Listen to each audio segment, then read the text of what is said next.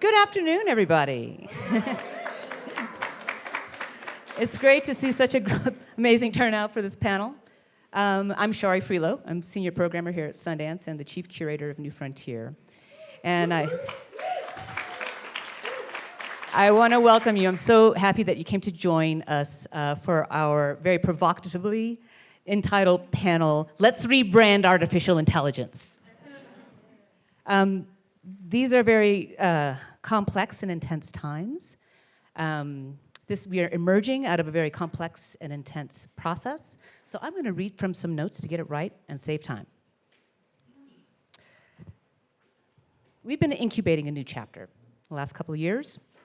We've been surveying the field, identifying what's missing on the field. And in doing so, we've been pulling focus on experimentation, collaboration, community building, and questions of design on the landscape. Also, the tremendous value of the creative process, how the creative process can be sustained and shared with audience and audience communities, and really embracing the fact that it is through the creative process that we grow and it is where we heal. So today, you will engage with the New Frontier alumni community, some of our best and brightest. And here to lead us is the illustrious, I'm going to give a little introduction for her so that you know. And I want to also point out that on your seats, you have bios for all of the panelists. And I encourage you to read and see and get some context of who you're going to be talking and listening to. So Amelia Winger-Bearskin is an artist and technologist who uses artificial intelligence to make a positive impact in the world and for the environment. She is an enrolled member of the Seneca Cayuga Nation of Oklahoma Deer Clan, and she is mixed race. Her late father was Jewish Baha'i. Please help me welcome to the stage, Amelia.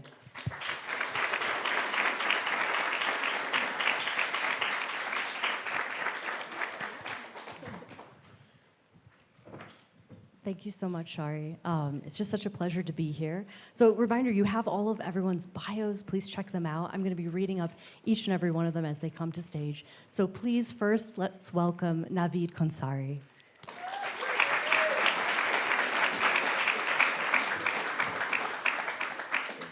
Thank you so much for being here. Next, we have Sandra Rodriguez.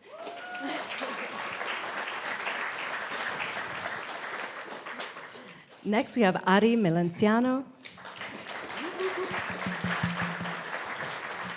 Thank you for joining us. And last but not least, we have Dr. Rashaad Newsome. Thank you so much. They're amazing. You can read all about them. We're here today to talk a little bit about magic. So, the magic of artificial intelligence, AI, we'll call it that, the magic of filmmaking. Both AI and filmmaking have a magical quality that obscures a tremendous amount of human labor. Rebranding AI. Many people believe that AI is a form of technological magic. We talk about it as though it's a fully automated kind of machine, right? When in fact, it doesn't take much to look below the surface to see all of the humans that are part of the decision-making processes, the moderating processes. It's humans all the way down, right? So why? Who benefits from a world in which human labor is obscured and presented to be fully automated? Who benefits? Well, in the film industry, we faced similar issues. Audiences get to sit back, relax, and enjoy the show, right? But for those of us in this room, we get to have a peek behind the curtain, and we know all that goes into making that experience possible. It's no surprise that our industry is the first to stand up and take notice of what is not magic, but is in fact labor.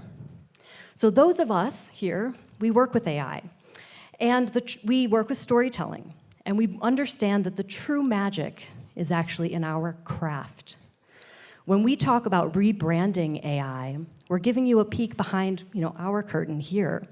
And these people here are using new technologies in astounding ways. So I want you to learn a little bit from their experiences. So I'm going to ask a question. We can go down the line, or if you want to feel called, just let me know, jump in. So AI, it's obviously a catch-all term for a lot of different tools and technologies.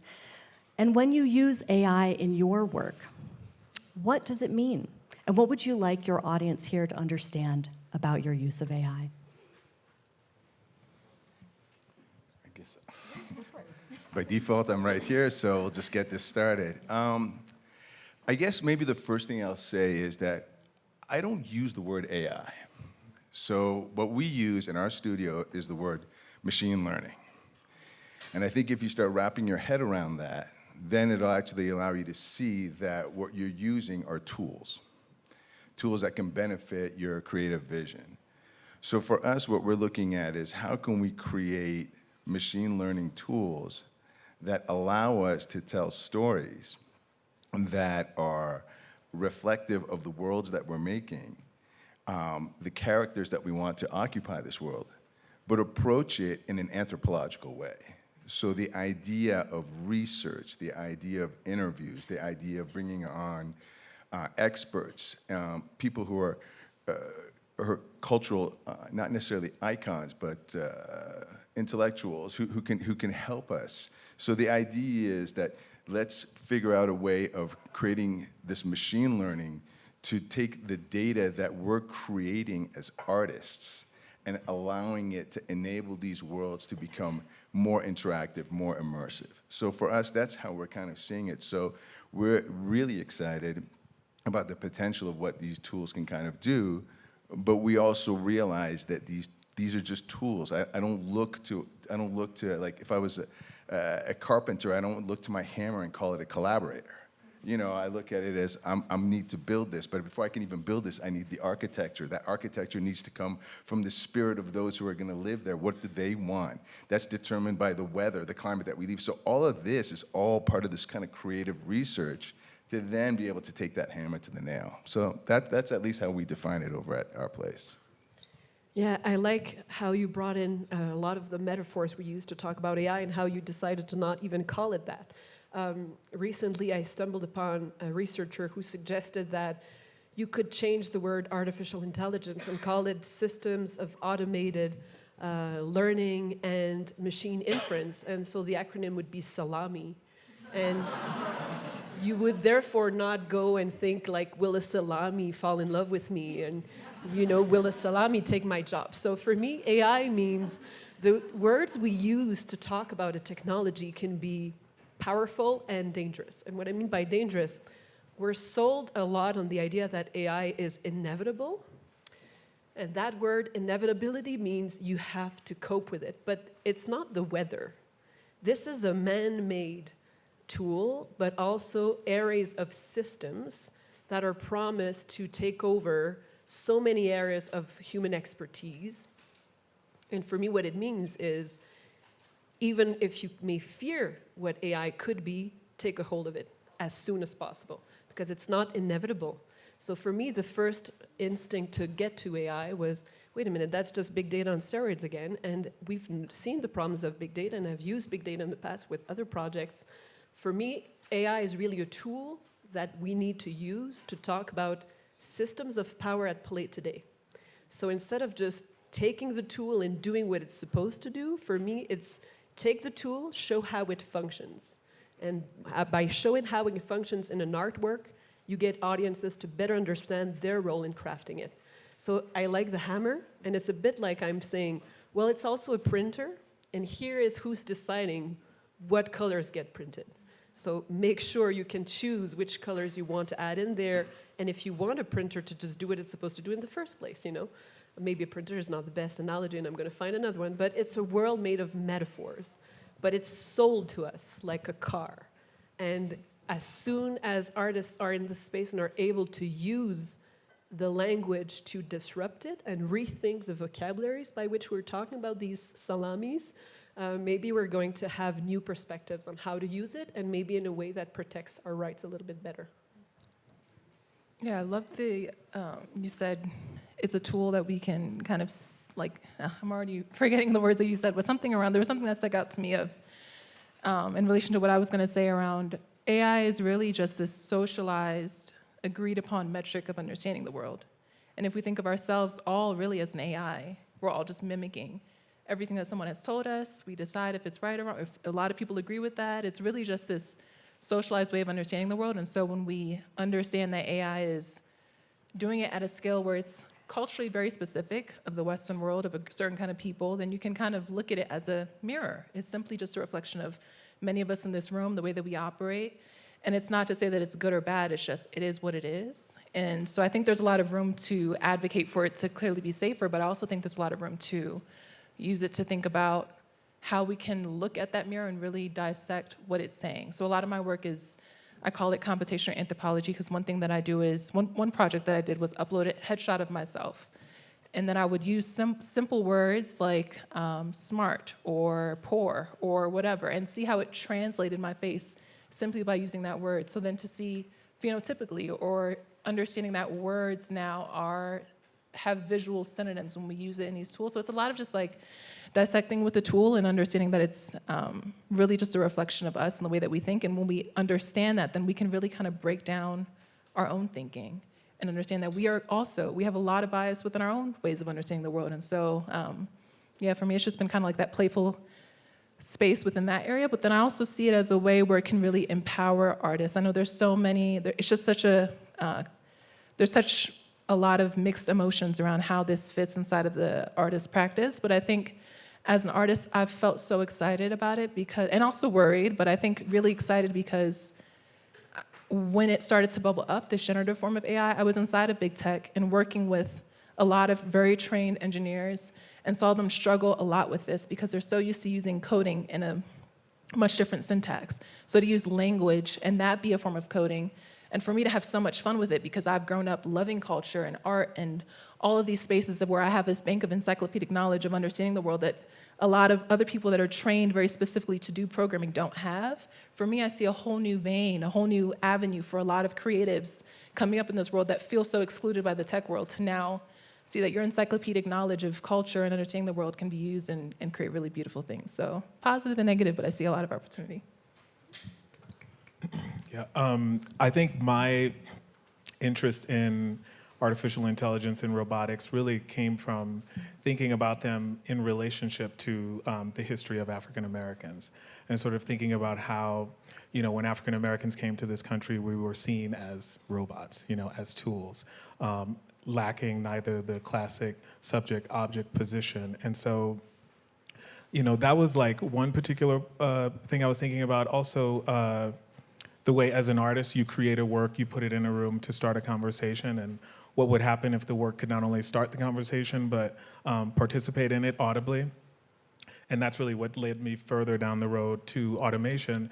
And then kind of thinking about how here we are in our fourth industrial revolution, which has given us so many incredible tools like automation and robotics, and we still have so many societal issues that we're dealing with. And so I thought, perhaps rather than the question be, oh, AI is going to be bad or AI is going to kill us, to really kind of let the tool be the mirror that you spoke about, right? Like perhaps these tools can be a way to get us to start thinking critically about ourselves and the world around us so that we can, subsequently make better tools so we don't have to have those fears. So that's been kind of like a real interest of mine and kind of coming at it from those different vantage points. Amazing. Well, as all of you are artists and technologists, how can we and how do you emphasize in technology ways of reflecting our human values, which you've begun to allude to, rather than prioritizing profit, and to keep it free from the influence of these monopolistic companies with their milquetoast ideas? Like how do you keep it focused on values and on creativity and innovation, but from that artistic perspective? I've always been surprised to be on other panels, especially, it's art and it's technology, and often it's a technological-driven panel, let's say, where the focus is really on how we can use automative tools or generative tools to help artists in their craft. And what I mean by help is usually economy of time and economy of means. So it's a very business-driven conversation. And every time I'm there and it's just itching me, the description of creativity doesn't fit anything in any way what artists do. They will say, you take from everything, every data of past artists, you learn of the past, and from that you kind of do reshuffle, and then you come up with this spark of idea, and that's creativity. And I thought, wow, like where did punk rock go? There's something... Wow, like suddenly creativity just means taking from the past, reshuffling, and that's creativity. And there's a head of a Google AI initiative that also proclaimed maybe creativity is overrated. And I thought, well, sure, that's what helped us think that we could cook things, and eat things with fire. So saying creativity is overrated is kind of a way of telling humans, just stop thinking, please, it's not helping our automative systems work properly. So my kind of knee-jerk reaction is to say, well, art can also help these technologists think differently. So it's not always because they are trying to push systems down our throat, it's also a lack of knowledge of what creativity means. And I've been surprised to see technologists really inspired by how you can completely rebrand, to take the term of this panel, the use of AI and how we perceive its function. We were talking about before of generative images. The goal of generative images is always to take all images of the internet, if I can really put this in a nutshell, and try to generate a brand new one that's really just copying from what it sees online and be realistic as possible. But why does an image have to be realistic? And you can really ask a system to constantly try to do better at what it gave you, and suddenly the image generated doesn't look like anything you've seen before. It's not that inspirational because it's not realistic. But I find this a lot more interesting. So you need to break the system into trying to be that realistic. But these are all biases that we're designing in these systems. That an image that's good means that it looks like cinema.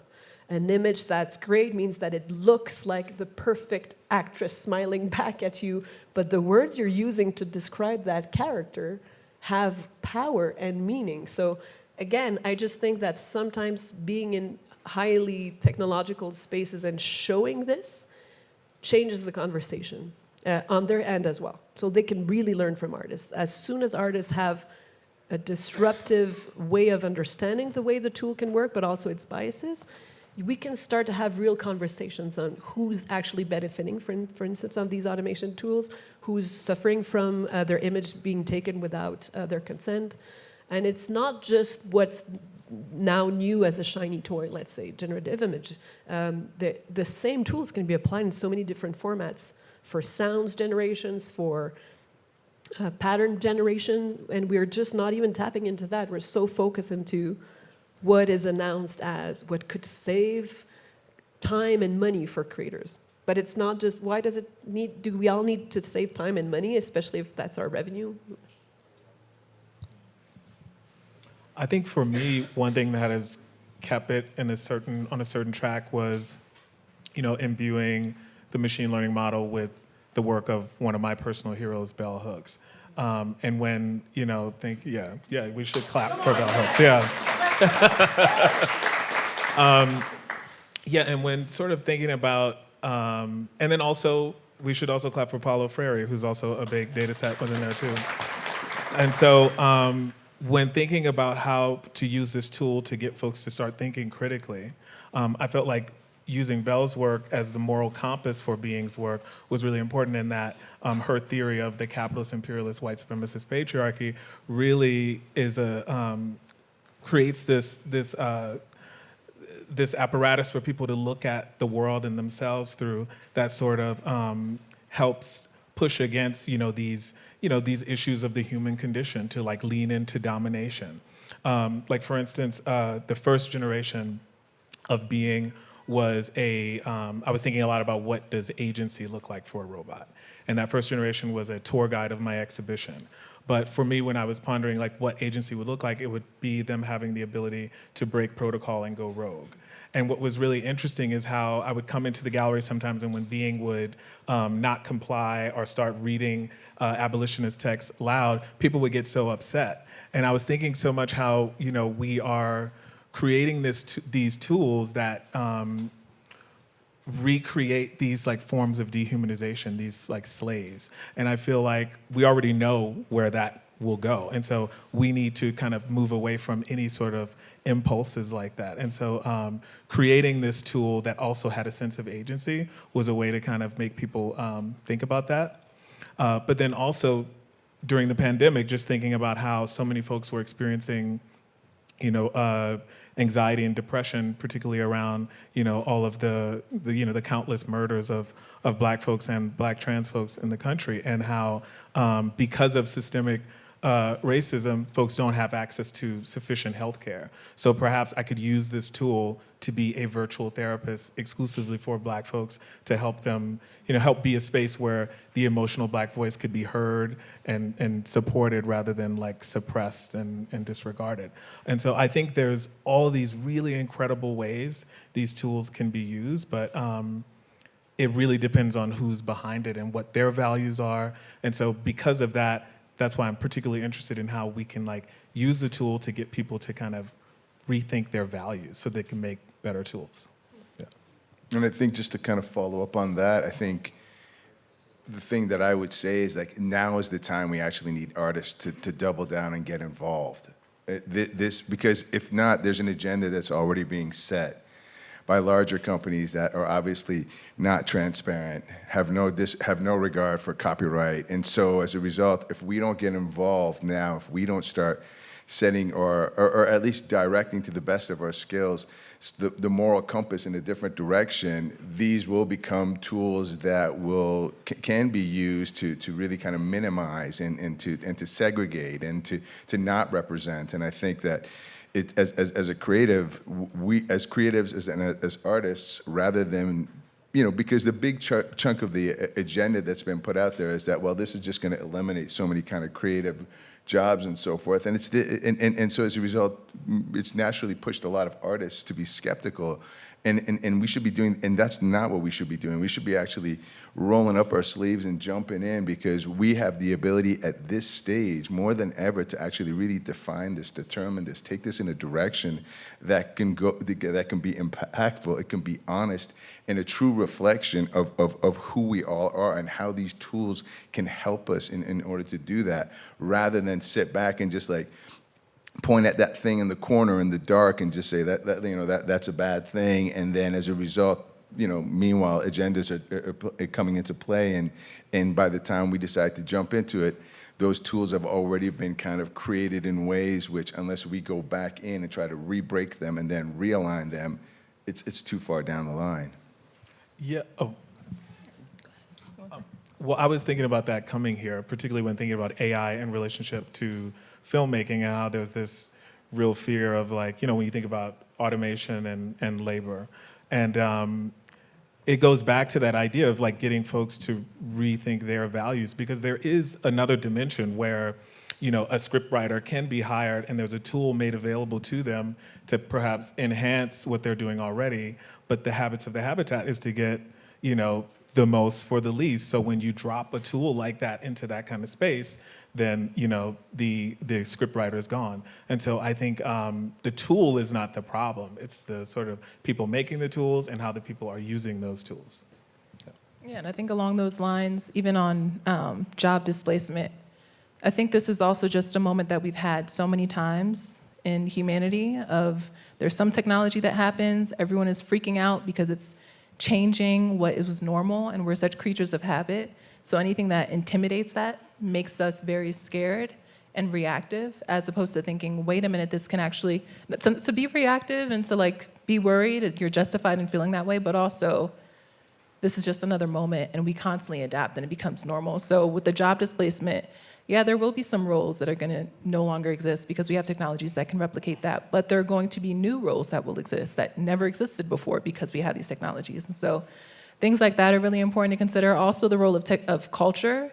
that happens within technology, like things like even the synthesizer, like Stevie Wonder being someone that really drove the technologies of synthesizers to make it something that's more of palatable to our own ear. We hear it more on the radio. Like artists have always had such a pivotal role within technology in a way where we're not the ones that are on the receiving end of, monetary rewards. We're the ones but we're the disruptors, and we're the ones that the big tech companies and other technologists are looking at and seeing what we're doing, and then they're trying to replicate it and build it. So there's this feedback loop that's happening. It's not mutually beneficial always, but I think it's really important to understand that the power of the way that people use it really influences the design of the technologies.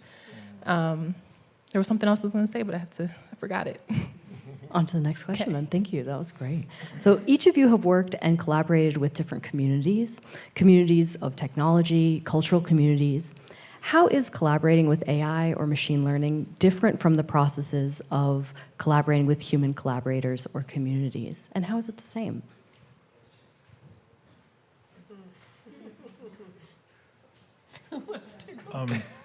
Well, one thing that comes to mind is, when working with like engineers and computer scientists and researchers, because there's a whole, very like not dazzling or sexy part of this process, as you all know, of just like gathering data and stuff like that.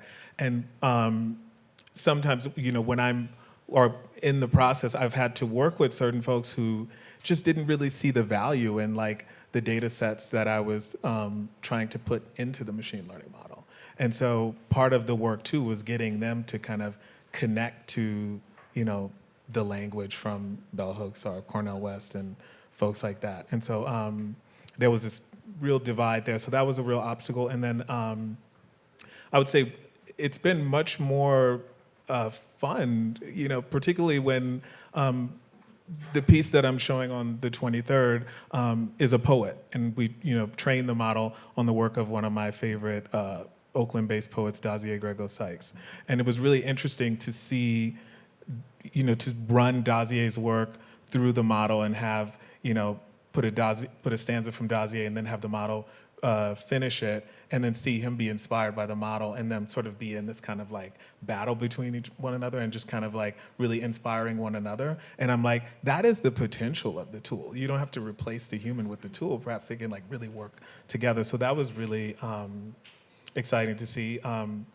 But yeah, humans are always much more complicated to work with because, I do a lot of performance work too. So I work with performers like dancers and stuff like that. And so, when you're dealing with humans, you're never dealing with what is standing in front of you. You're dealing with everything that led to that moment. And so that's a very challenging thing to deal with. Whereas a machine, it's a little more predictable. Yeah.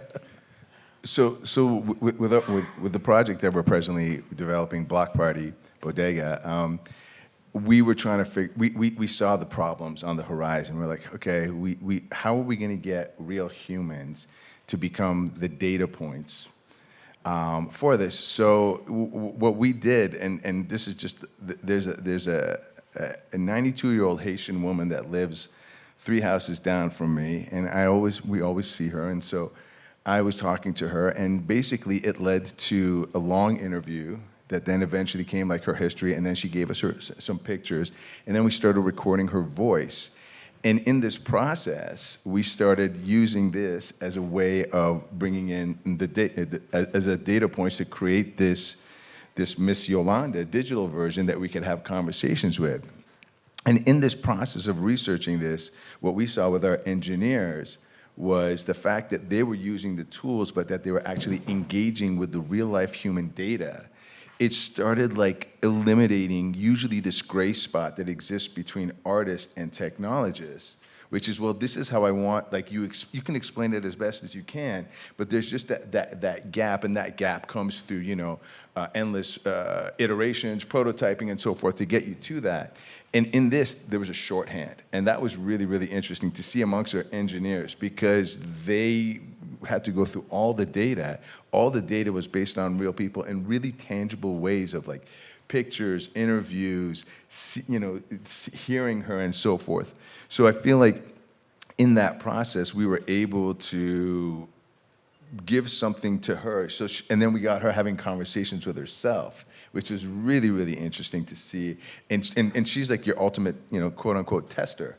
So whether it's viable or whether it's real or not. And so in this process of doing this, it was just interesting to see how beneficial it was, and then also how we, as a team, need to really make sure that the world that we are kind of creating is making exactly this kind of effort to have that being reflected in the world, and to show that this this depth of this human can be captured to a certain degree in this experience, but that with the tool that we're using, can we actually make it so that when you as audiences are engaging, you can have that little wisp of like, wow, like this is going beyond the classic NPC conversations that takes place in gaming where somebody's recorded 140 lines and it's just kind of going off of like, well, if you do this, it's going to trigger this. This becomes far more organic, and I think that's our way of like seeing how this process is affecting the people that we're engaging as being participants, the technologists in there, and also how we're like reflecting the culture and the communities that we want to see represented. I was hearing you and laughing a little because I don't think I've been very nice to my engineers last year. Last year was an amazing year. We showcased 2 projects simultaneously back in Montreal. One of them was a multiple years long project called Chomsky versus Chomsky, the prologue of which was presented here at Sundance in 2020. And the other was an experience called Sex, Desires, and Data, which questions the fact that, yes, AI and algorithms are everywhere, including our intimate sexual lives. And it's fed from a lot of it as well. Long story short, the engineers, AI engineers that we were working with I loved the relationship, but it was a hard one because on the Chomsky side, they would push for updating. Oh, well, now we're okay, so the GPT-3 needs to be updated to GPT 3.5, and now we're actually going to update it to GPT-4, and of course that comes with work, labor, and costs. And sometimes you'd say, you know, I know what you've been taught, but larger is not always better, and bigger isn't always better. Like it comes with these biases again, even when we're designing AI systems.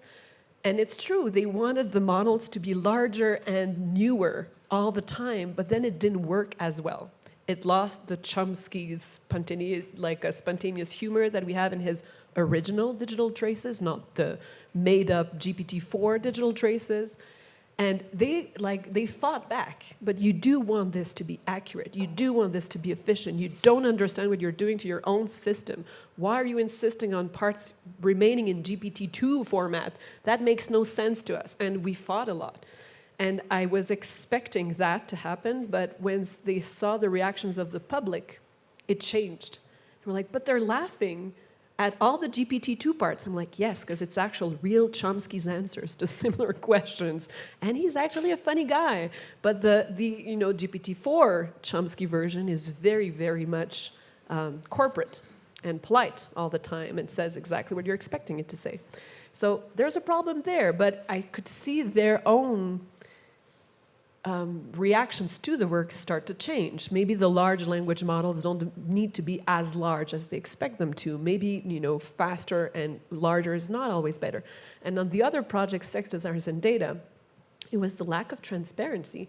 I worked with amazing, I call them artists because they are developers and engineers, but with such creativity that we really co-created together as part of it's a 2-floor installation, so there's a lot of parts in it, but one part was a chatbot that would flirt with you to talk about sex in a positive and open way and just has questions. So it's not a guide, it's just like you're visiting an exhibit and somebody's accompanying you, but it doesn't mean they have something to teach you. They're just, sharing, and you can share back. And we got to a point where working with the systems and working on the prompts, we got it to finally have a personality. And some of these prompts were really weird, like it had to be a Dolly Parton fan for it to just have a sort of benevolence and humor that we thought was great, and it would flirt back and invent things like it's banned and when it started to date, and we were like, oh, this is amazing.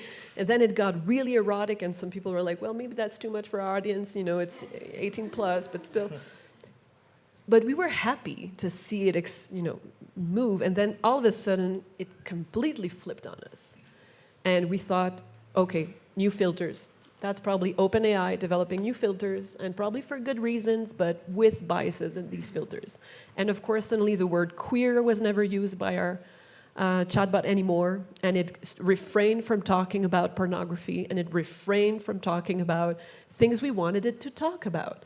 And we could see how the lack of transparency we had with these systems. We're kind of at a mercy of what it will do. And to see the engineers try so hard to work at something and suddenly see how little control we had over it, I was happy for them to live the life of the artist, where you suddenly feel, you see, that's why we need to highlight this, because suddenly our 2 years, 3 years work just flipped on us. And a couple of weeks later, it was announced new filters to try to avoid certain topics of conversation. But it also changes the entire work you're doing creatively. So, it's hard to work with a community sometimes of developers, because it's also a different mindset. But I love working with them because of it. But I also think that it's hard to work with technologies that are so still obscure, and not because they're so hard to comprehend, but really because companies' decisions don't disclose what they're doing behind closed doors. Yeah, I think the bigger being the idea of that being better, the larger the data set, we are seeing a lot of flaws in it. And also infrastructurally with AI, it is in the hands right now, a lot of big tech, but the technology, the culture within technology, there are a lot of different kind of people inside of it. And there's this one part of tech culture that is very open source. It's about making it accessible for all, for everyone to be able to create what they want it to be. And that those sorts of influences on the AI developments are also happening, where they're making it easier for people with less money to be able to create these large and very expensive models to create something that's very specific to what they're doing. So that's also a lot of what I try and advocate others to consider, is to not rely so much on these big technologies, but especially if you have some a different culture or way of being or a different form of intelligence. This is the moment is arising where different people can create their own models and tools that really reflect who they are. So that's been really important to me. Another thing that I keep forgetting. There was something else I wanted to say. It's the altitude. Yeah. It is. And interrupt me if you think of it. Yeah, it's okay. So 5 years ago, the idea that you could generate photorealistic images from text was mind-blowing. Now, of course, you can do it on a Discord server. I have all my students do it all the time on the first day of class. So what do you see on the horizon? What ideas are you hoping to carry with you into this new year? And what exciting new departures are you hoping to take? All right, I remember the last one. Yes, let's go. So, and maybe it'll kind of allude to this, but one, also the practice of creativity, like you were mentioning that before, of this idea of creativity being outdated. There's also us understanding what creativity actually is, and I think a lot of people are confused of what art is, and I think that's also what's making people very upset about the idea of AI now being considered art. And I think it's important to realize that no artist, no creative person ever creates something by themselves. You're always synthesizing. You're always influenced by so many things. And even if you don't realize that that's what's influencing the colors that you're doing or what you're wearing, everyone is influenced by so many. So I think when you kind of take yourself off a pedestal and when you take a lot of this idea of creativity being this singular act, you understand that it's really the synthesis. So when we think about what I wanted to say in the last question was, our tendencies as humans have been very much to borrow what other people have done and to bring it into our own world and then make something new of it. And one example that I love is my family's Dominican. So our music is a mixture of African, Europeans, like Spanish. And so I have some records that also show that, reflect it in a weird ways. One, it could be African musicians that are replicating the ways that Latin musicians have replicated African musicians. So like this recursive, cultural, olive mixture. And I think that's also what's happening with AI is you're able to grab even clothes that we wear. Like a lot of my clothes are very Asian influenced, even though the designers are not Asian. Like we're becoming more and more global for better or for worse. And I think it's really important to kind of just like feel less ownership over the things that are coming outside of us and to understand that creativity is a very collective thing. I love it because it's leaning also into what we're hoping for and what we're expecting. And I had a couple of now months ago the amazing opportunity to be within a group in South Africa, in an event called Electric South, with a lot of artists of different countries in the African continent, so 12 artists in total. And one of them from Benin was really young and had this amazing idea, and that just gave me a kind of a straight line forward for our future. Because his idea was saying, okay, so here are artifacts from Benin artwork that were stolen through French colonization.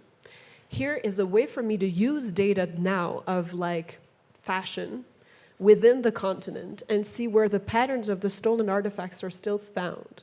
So how is that trace, how can I use AI to generate what's missing within these missing links? I thought that was really inspiring, but I did say, but you do understand that the AI you're using right now is also trained on systems of classification and oppression, and you have these decades of prioritizing digital data with a pyramid of what needs to come in your filter first, and then second it goes, I know, that's why I'm creating my new database, and I'm planning for 10 years ahead of just, revisiting and re-injecting into the database something that's really Beninois and really local, and we need to do that first.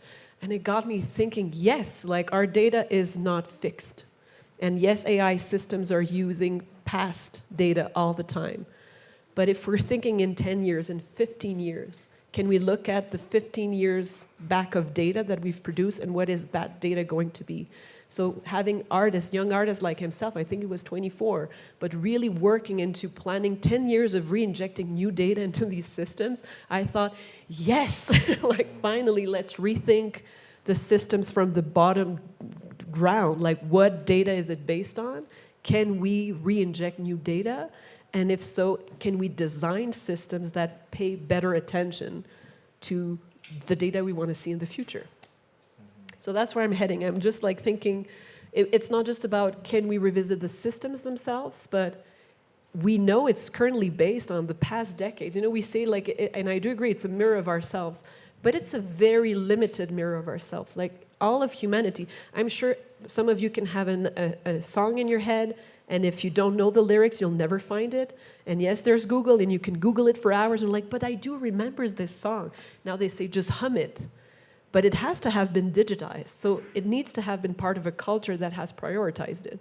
But what if it's, a Nepalese song you've heard? Then can you really find it? And is it that going to be easy? I'm just like worried of the automation as opposition to complexity. And what made us humans is our capacity to embrace complexity. We are complex beings. And automation is another synonym for me of easy. So if it can make some of your life easy, great. But if we can re-inject new data to show that complexity of our human experience, I'm all for it. I want the future to be really complex. And then rather than this fear of it, like automation taking away jobs, perhaps those jobs that are taken away will create jobs for folks whose jobs have been taken away to inject the tool with this data, So yeah, I think we just have to reimagine how we're incorporating these tools into society so that everyone benefits, And it's funny because just listening to everyone here, I don't know what visually I go to, like a sculptor who's standing in front of this giant rock. And what we have to recognize is that I think we get data so quickly in terms of our daily kind of lives that we jump to that conclusion that, oh, this is it. I read this, so this is it. And if we take a look at it, what we should look at is like, this is this piece of rock, and we're going to chip at it, and we're going to get some formation, and then we're going to have to rebuild it and break it down, rebuild it and break it down. So this sculpture is always kind of evolving, kind of like when you take a look at these paintings that have been done, and then as you look through the layers, you see all the different versions of that painting that finally came to that final piece that was presented to you as an audience member, or as a viewer, as a curator. And so I think an openness in terms of recognizing that we're not going to get it perfect, and that we're going to build it and we're going to have to break it. And right now, we need to be committed to also doing a little bit of breaking. I mean, in line, we can't use any of the present tools right now because at the core, there's copyright issues, and they're corrupt because they represent very much 200 years of data that has been collected from pretty much Western and North American kind of data points. And that's pretty small if you take a look at something that you're doing, especially if we're becoming that global kind of stage that we are, that global world that we are. So, you know, we've had to massively shift and start from the ground up and like build these tools, use what they've done and be like, okay, this is how they've done it, but this is definitely corrupt. Like I can't say anything with this tool. I can't say anything, whether it's about sex. I can't say anything about cops. I can't say anything which it doesn't necessarily abide by like these are the rules of how we should kind of like live our lives in this kind of Western social world. How do we change that? And so we build it, and then we'll make mistakes, and we'll build it again. And I think this is the kind of the process that's going to allow us to kind of evolve. And I also agree in terms of that. This is also going to provide an opportunity for people who can avoid the barriers that exist of getting their voice out to their audiences. This is going to provide some tools that are going to allow you guys to imagine and get that message out there, get that vision out there, and share it with them. And so I think it's got its benefits as well, but transparency isn't there right now. We need to kind of break at that, use maybe that lack of transparency as motivation, combined with our creativity to kind of push things forward. Absolutely. Often, go ahead. Yeah, I realized I didn't answer this question. I think there's just this idea that I have, like a dream for this, and I don't know where AI even fits into this, but I kind of want the opposite. I kind of want a future that is not complex, like for humans to really become way more in tune with who we actually are. We are so distracted. There's just so much information, and we're really lost. If we don't have our phone, we don't know how to get to places. We don't have a GPS.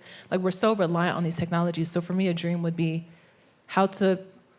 if these technologies have a role in making us less reliant on the technology, like, can it do all the complex stuff so that we can have universal basic income and everyone can kind of just live as humans and, actual humans, or whatever it is. But I think my goal, what I would hope for AI is not so much for us to, is really just help us get back to ourselves.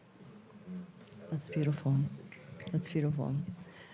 Oftentimes when I'm explaining to my students or other non-technical audiences around how bias works in these machines, I use this metaphor where I say, if you were planting an apple tree and that apple tree was fed contaminated water till half of its life before it bare fruit, and then they realized it was contaminated, and they decided, okay, we need to clean the water and give it purified water, and then it finally grows and it has an apple. Would you eat the apple? And I tell my students, the answer is no. Like, you wouldn't eat the apple because it would be contaminated. It would have this contamination because it was grown with that.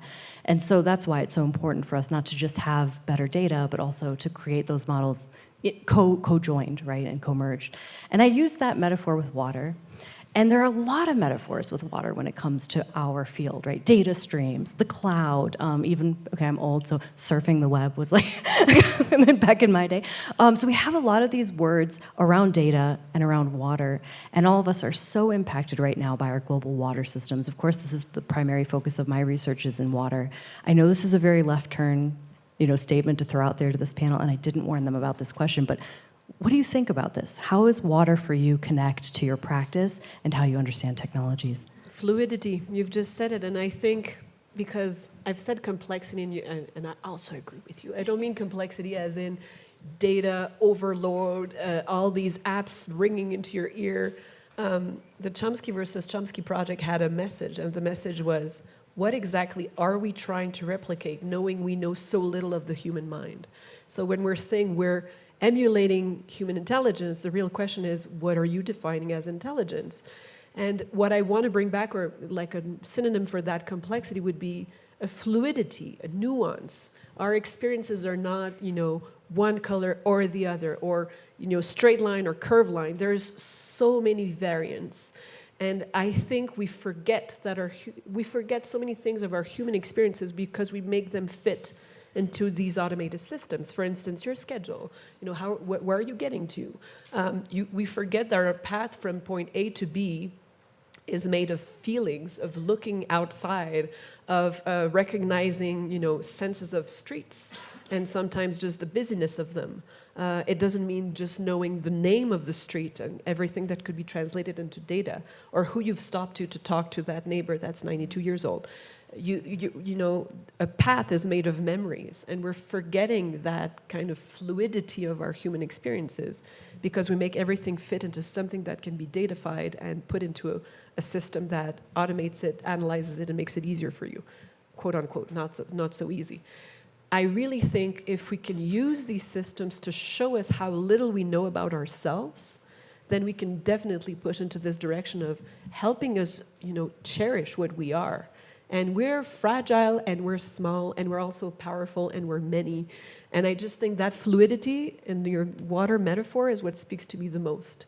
Can we bring some fluidity into that machine? Just, you know, it doesn't have to be systems. It could be interconnections. Yeah, I mean, yeah, that water metaphor for me really kind of makes me think about how I have this, you know, this AI, this robot that I'm trying to imbue with this sense of blackness, and I think about, you know, that relationship to water and all of those who got left in the water on the trip here, and I think about water as this place, and like the sea as this place where we put all the things we don't want. We dump trash in the water, you know, we dump people in the water. The water just becomes this kind of dumping site. But also thinking about how, you know, standing on the shoulders of the folks who took that trip, and thinking about the whole idea of being black and like the construction of blackness. As I try to imbue this model with blackness, I have to kind of wrestle with what that is. And so, you know, we didn't decide that we were black. We were called black. We had to create what that was, and subsequently black culture. And so when being takes many different forms and can do many different things, that for me is an allegory for that fluidity, that sort of endless innovation, that infinite expressivity that's embedded within black experience. Yeah. I'm kind of stuck at just thinking Bruce Lee, be water. Also, just like the stages of water, there's ice, there's liquid, there's atmospheric gas, so different stages of AI, I don't know. Yeah. Because we all have all those like data lake and, you know, all these terms. It's like we use a lot of terms around water and information. We are made of so much water, each of us, right? It's interesting. There's this old children's Iranian book called Blackfish, and it's the story of this fish who is in a stream. And every time, and as it kind of treads this water, it comes across another obstacle, and the obstacles can come from the skies above, it can come from the rocks that are in front of it, and yet it follows the fluidity of the water because that's what it knows, and it allows them to kind of go and yet this blackfish is afraid of, is fearful, because they don't know what's on the other side of it. And then it talks about how the journey of this fish is basically from a stream to a river and then into the ocean. And I feel like, at least when you know, we bring up the example, I think a combination of kind of like fluidity, a combination of challenges, a combination of fear, and a combination of being like Bruce Lee and being like water and just kind of like flowing through all of this stuff rather than actually being something solid that's trying to kind of confront it and clash with it.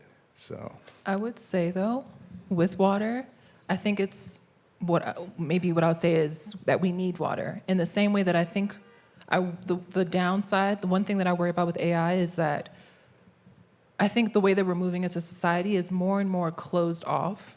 We don't know how to handle complex conversations. We don't know how to handle nuance because we're so used to everything designing our world perfectly. We go into Netflix or whatever it is, and everything's just so customized to who we are.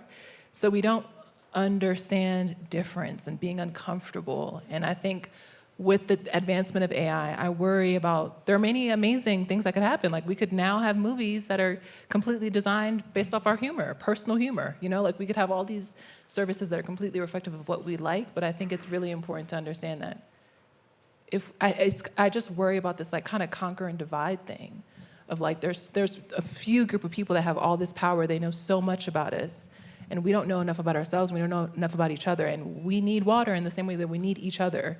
And that's the worry part for me. And we are like water, right? And the interesting thing is nothing can stop the water cycle.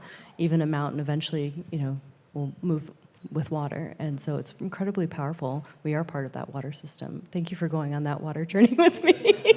It's my passion, so I really appreciate that. Thank you. So we're going to open up our panel to some questions. You can raise your hand, and someone will come to you with a microphone, so you don't have to move. You can stay in your comfort. You can stand up, or you can stay seating, and a person will come to you with a microphone. I see this gentleman here in the front row. Hello. Great panel. Thank you for everything you provided today. We're coming off of last year where we had these consecutive strikes, and both of them had key issues that revolved around AI. And I was interested in the panel's thoughts on that process, and I'm not sure how much you know about where we got to by the end of those, but what did you think of the results of all of that? Thank you. Even without, I'm gonna, who wants to talk about the results, but even the process. When I was mentioning before, like really get into the debate and start disrupting some of the narratives was exactly this. If you're thinking about how it was brought up, is like, we no longer need scriptwriters to write scripts. And it just got me thinking, what do you mean? So we're going to forever play the same script in the same movie? Yes, of course, like personalization. I'm personally very bored by what Netflix suggests to me, and I'm never satisfied by it because it looks so much like what I did last time. So serendipity, learning from people you don't know. I mean, where did that go? So suddenly when you're saying, for instance, you no longer need a scriptwriter, it's because you're assuming that we will want to see the same movie over and over and over and over again. And what's going to happen is you may be surprised in the first year for the result that it looks so much like that last movie you saw. And then the second year, you're going to be like, yeah, it's a little bit like a, reheat, microwave reheat of the movie we saw last time. And then what happens 5 years from now when it's all the same thing over and over and over again? And we keep saying, yeah, but AI could come up with something very creative. Can it? It is designed to look for patterns that are predictable and reproduce them. So if you want a cliche, if you are a good producer, and in the process you're thinking, I'm going to save so much money by putting out anybody who could have a great idea, you're shooting yourself in the foot. So my take on the process was just going like, oh my God, they're just seeing how they could save money in the short term. But if they're really into business in the long term, they're going to lose these audience members. And they're going to do just like Netflix did a couple of years ago, where they no longer needed to have specific voices. They could just have scriptwriters that could use the data and just give you something really, really targeted for whichever community of viewers you were part of. And then they started researching, well, actually, people are not satisfied. We need unique voices. We need unique voices. So this full circle becomes, how do you ensure to have these unique voices? And AI is not going to give it to you. It's going to give you a bunch of cliches. And on the other hand, script writing 2 AIs in the last 7 years now, like one took 6 years and the other took 3. It's a lot of work. Like scripting an AI system, a chatbot, it takes a lot of script writers. So who's not seeing that you will need to pay these people? And these are humans. So just the process. I don't know about the result enough because I'm based in Montreal and this is a US very specific debate. So for the result, but for the process, I was like, change the conversation. You're not even putting forth the arguments that would change everything for people who just want to make money to understand there's more money to be made by keeping human voices.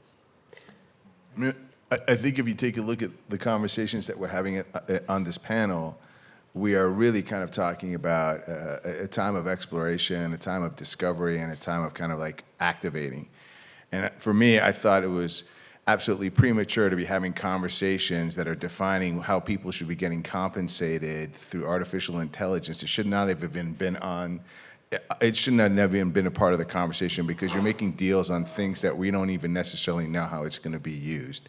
And I think there's a classic, the studio kind of approach, which is like, let's see how much we can it's better to leave the gate open as much as we can rather than put ourselves in a corner.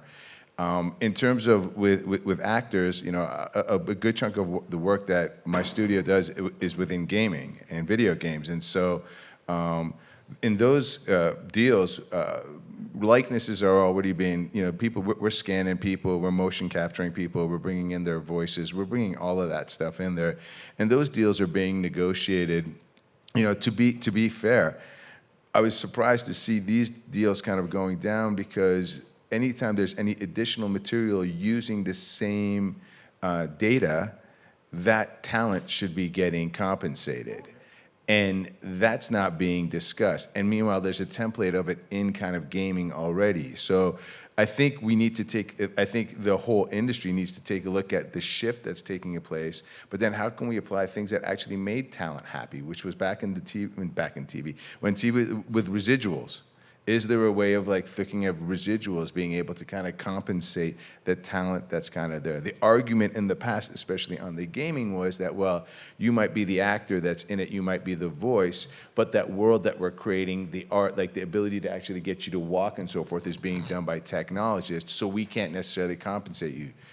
By the argument that's being presently made, no, we're actually saying we're going to take your whole data, including your animation data, and be able to kind of recreate you in another iteration of a downloadable content and so forth. So I think that, I'm kind of apprehensive about saying anything because I feel like there's still going to be a lot of back and forth, and this thing needs to kind of get formulated. But I thought it was really premature. I would have left that thing right off the contracts and been like, let's deal with compensating our talent the way that they should be compensated for what's happening now, what's happening in the next 2 years, and then we can kind of revisit that.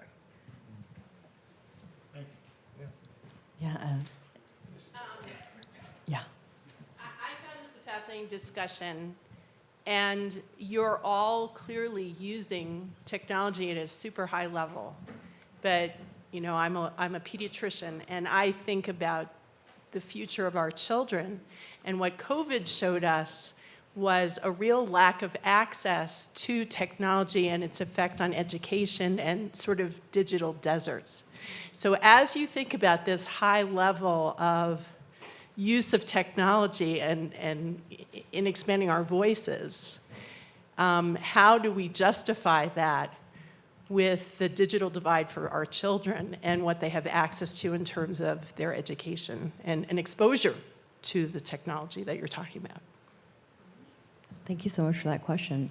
Yeah, oftentimes technology companies talk a lot about access, equity, and inclusion, and I find they kind of stop on the access. Do you find that too? They're very interested in getting people to be receivers, but not as good as maybe making sure those children are also saying something back and being part of the conversation, a two-way conversation. Yeah, what are some of your thoughts on that?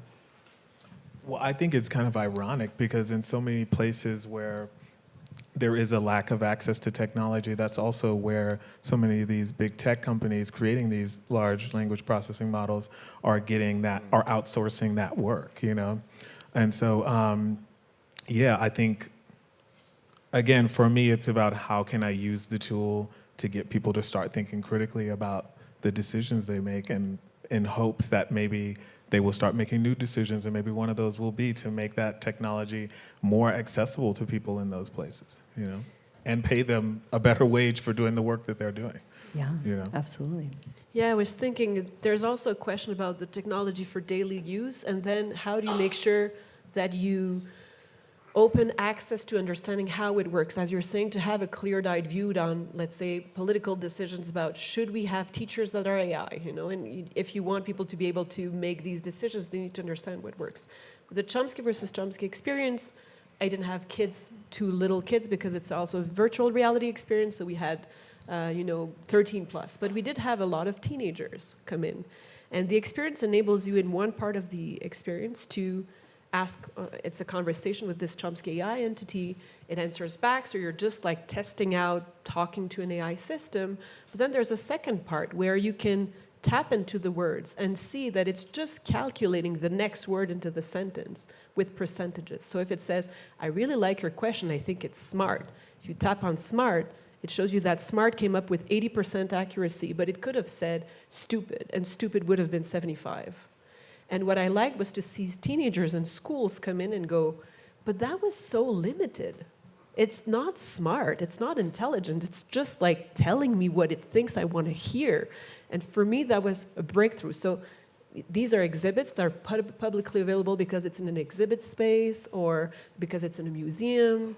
So it's not just like getting them access, that's one thing too, but sometimes getting access doesn't mean owning it into your home. Just making sure that you can see how it works and you democratize a little bit more the understanding of how it works. What I liked was to see teenagers really be disappointed with my Chomsky AI system and say, it's not that smart. Like, yeah, you got it right. It's not really that smart. It's just a series of predictions of the next word. So it doesn't mean that it's actually saying this to you.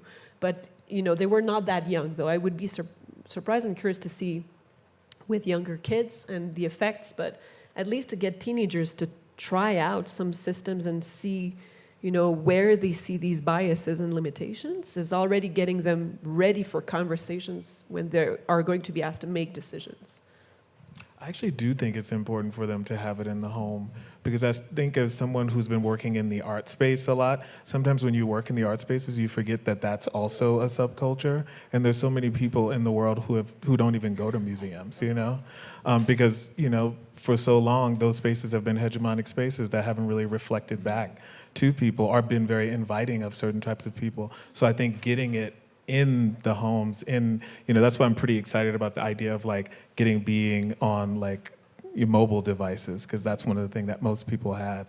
And so if the goal is like, getting it spread wide, as far and wide as possible, I think, using cellular devices is one way to do that. Yeah. Yeah, I think the technology is moving in that direction. Like I think right now we're just in a really expensive experimental stage. And I think with so many technologies, it has that moment where it's not that many people that get to have access to it, but unfortunately, it's like the breadcrumbs that come from it are what's disseminated more commonly to more people. So I think it's still in this moment. And also, my mom, she's a middle school principal, and we talk about education all the time. And when I was back home, there were several snow days, and kids were still at home during a snow day. I'm like, we just passed the pandemic with Zoom. Like, why are we still at home not doing online education? They still have, they already had that public schools already had the experience, but they didn't have the system in place to, for years after. So I think big education in general is just like, it's such a complex thing. And it's still like the fact that we're still trying to figure out how to do online school for snow days shows that we're really pretty far off from AI. And I also think far off from AI as far as it being technically accessible, but also culturally. I think teachers are still grappling with what does it mean if a student uses ChatGPT to write an essay? Because now we have to understand that knowledge, creating knowledge and cultivating knowledge is different today. It's not so much about, you don't need to be someone that's writing an essay, you need to be someone that can decipher what's true and what's not true, or this or that. Like, I think there's so many things that we have to grapple with, but I think right now when it comes to AI, a big part of it is just that we're also at a really expensive and experimental stage. That doesn't mean that it can't be put into schools, but I think it's also, this is a difficult moment right now. For me, some of my most favorite moments in technology is when everyone gets to use it, right? Like photography obviously used to be this very expensive niche, like maybe nerdy people like us that were making photographs, and then suddenly George Eastman makes this portable camera. Everyone can have it in their pocket. It's inexpensive to develop it. Their friend down the block can put in chemicals and make it for them. And then suddenly, once everyone was able to have a camera, that's when you got to see like how a seven-year-old saw the world, or how so many different people saw the world. Frederick Douglass was the most photographed man of his era, right? Like so all these different people got to have a way of telling stories differently. And I think we're like very close to that Kodak moment right now, where at least for my students, like, yeah, they can use it on their cell phone. They say, is this what you're talking about when you're saying ChatGPT? I have it as this automatic thing. So it's an exciting moment. I like to have these moments in technology when everyone can use it. And we're almost there. But you're right, the access isn't there, but we're closer than we've been in my lifetime, right? So, yeah. And it's existed in previous mediums. Exactly. So like games, for example, going back to that, is commonly used now in schools, and in terms of, let's talk about accessibility, but let's talk about global accessibility, right? We have gatekeepers that are making, even for your mobile stuff, it's like, this is how much it's gonna cost, or we don't necessarily believe in this particular project because it goes against our national morals or our religious kind of morals based on that particular nation. I dealt with that. I made a video game about the 1979 Iranian Revolution. The game got banned in Iran. So we were like, how do we get it to the people? So we put it for free, but we put it out of the App Store in Turkey and out of the Philippines because that's how they can access it. So part of this is also like trying to get this is already there in many, many mediums, but I think this also, this with AI, we're pushing forward the boundary, but I think we're also dealing with a lot of corrupt data. I'm not necessarily sure that if my child wants to write a history paper, and she's in grade 8, that what she's pulling out from that data is not only, it's incredibly biased, it's wrong, and so, right, yeah, and tells very much like a single POV. So I'm also don't want to be like, we need to get a lot of this stuff kind of right, but I think the accessibility through phones and what's out there, and that teachers, and that's the other thing, teachers are now pushing to try to get this digital experiences into the curriculum alongside a book, so they've got something tangible that they're kind of reading. So there is an effort that's, at least I'm seeing it on my end. Yeah, thank you. All right, we have so many, I think, glasses here. I know you both have glasses, though. Yes, I had a question on the impact of some of the newer technologies like AGI. Like, how would general intelligence potentially affect the creative process? I don't like AGI. I just think it's like, I think it's the craziest thing to think that we all can come together and have this one unified idea of intelligence. I think that goes against so much of what we've even said. Like, it's really important to be very diverse in the way that we think. But I think it would be very similar to kind of what we have now, of just like, I think right now we're kind of as close as we can be to AGI. So we're really using this one lens, this one data set that's really from a certain group of people, and playing with it and seeing how it works within our artistic practice. Yeah, I was recently surprised to look at the fine line within OpenAI, and it's actually right there. So if you go into OpenAI webpage and you look for its kind of its manifesto, it doesn't call it that, but it's kind of its manifesto. It has all these great lines about making sure general artificial intelligence is there for everyone, by everyone. And then you go into the fine line and it goes, but it's a very hypothetical thing and we're not nowhere near it and we're not really sure how to get there. So what I like is that it's proclaiming AGI, but then it's also saying in its fine print, we don't actually know what it is, how to get there, how soon we should get there, and we're nowhere near.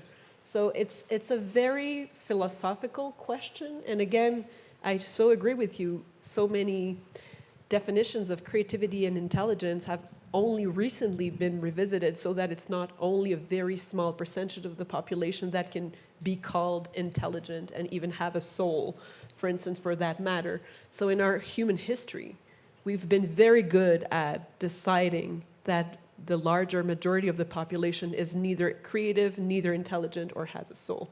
So I'm always afraid when we're saying that it's going to be determined by a system made by humans to suddenly decide what is going to be intelligence. It's not necessarily going to be based off of very good traces. So I'm also a little bit afraid about who's going to decide that and when. But what reassures me is the fine print, behind these huge companies that are making their profit out of announcing that it's going to happen and come. Again, the inevitability, yes. Just, it sounds as though they're saying, please bear, with us. It's coming, maybe not in 5 years, maybe not in 10 years. But then in the fine print, we have no idea how to get there. So I'm just like, okay, so sit tight. Meanwhile, explore it as you wish, and maybe it's never going to happen. Maybe it will, but at least be open to the opportunities that we humans may decide that we want to steer the wheel, into that or that direction. So it's a tough conversation. I just left it in a no answer. Yes, sir, here with the beige hat. Hello. What recommendations would you give artists and storytellers who are interested in implementing machine learning into their toolkit, but are just complete novices to the field? I always recommend to my students to try to break things, early and often. Like, try something out and try to break it. Try to see where its edges are. What does it say it's doing? What is it lying about? That's my my 2 cents. I think also just find folks that are using it in ways that you find interesting and start, maybe interning with them or being an apprentice and just trying to align yourself with places you can start to learn more about the tool. Yeah. I think the best way I've learned tools is just by playing with it. So it's a lot of that. It's just, I think everyone's kind of starting at a similar time, so no one is really an expert at any of this. So I think it's important to kind of just like go into Discord, Midjourney, and just write some words and see some patterns and then kind of go in your own little path or turn some images into videos with Runway. It's more of, I think it's seeing what people have done, and it's really just going in and playing and not being scared. I mean, no one's looking over your shoulder, no one sees what you're doing, so just, experiment and see what happens. Yeah, and I like the break and play. I think I have a 4-year-old at home, so sometimes I think it's just doing that, like seeing a tool that excites you. For instance, an artist that excites you or a piecework that excites you. But in my case recently, it's been like somebody demoing how they can change their voice into a guitar. And I went like, ooh, cool. If I was 4, what could I do with it? And then you start thinking about not how to use it, but what can it do for you? So you can kind of see a potential in the tool, and you go, I can change my voice into a guitar. Instead of thinking, what type of music could I create with it? I'm just saying, okay, so that's its magical power. If I had a 4-year-old mind, what would I create with it? And just dream bigger than what the tool suggests. And then, of course, you don't know how to get there, but that's how you start to connect with technologists. You don't know, you start asking questions, you go on Reddit, somebody says something, and then it's like a rabbit hole where you just go from one system to the next and try to learn how they work. But sometimes, I did exactly this with my 4-year-old. Go on Midjourney and say, what is it that you want to see? And she said, bunnies on a plane. And so it just showed bunnies on top of the plane. She said, no, I want them on the plane, but inside the plane. And it just, we kept seeing it fail, and she got so bored with it. And I thought, yeah, right? So skip on to the next. I thought that was perfect. Break and play. Over here, black hat.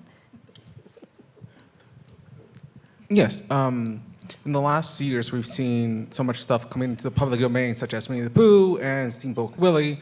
What do you think that AI will affect animation or that style coming up, especially with VFX and the Animation Guild contracts coming up later this year?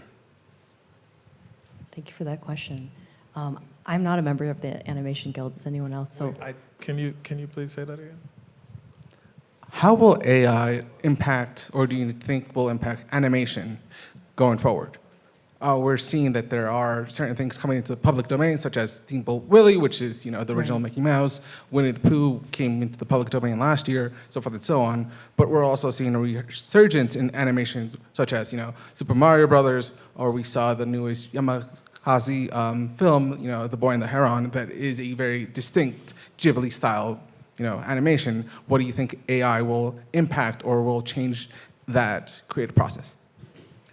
I think you work in gaming too, so it's like, I think it's really, it's back to that problem with the script writer too, because you think about tools like, meta humans and things like that have really taken something where an animator would draw and make this very elaborate model, and they've really fast-tracked that, and it's a really incredible tool, but at the same time, it does kind of get rid of a job for an actual artist making these things. So I think, it's about finding the way to incorporate the tool, but not get rid of the practitioners who have, created the work that inspired the tool, All the titles that you just referred to are original creative pieces that have been gone from a video game and been manifested into an animated movie, or was a hand-drawn animation that was done over 50 years ago. So I think we need to recognize that the inspiration is still coming from the artist, from that creative. Like the story of Mario, the fact that they're two plumbers, the fact that they've got it, all of these are things that are coming from a creative force. This is not coming from the creation of AI. However, the actual process, the pipeline of animation, there is no doubt that AI is going to have an impact on it. But to be fair, That process has been unbelievably arduous and has created barriers for those who might be a smaller team that want to have their vision come to life because of the fact that they need to have these endless man hours in order to be able to do that.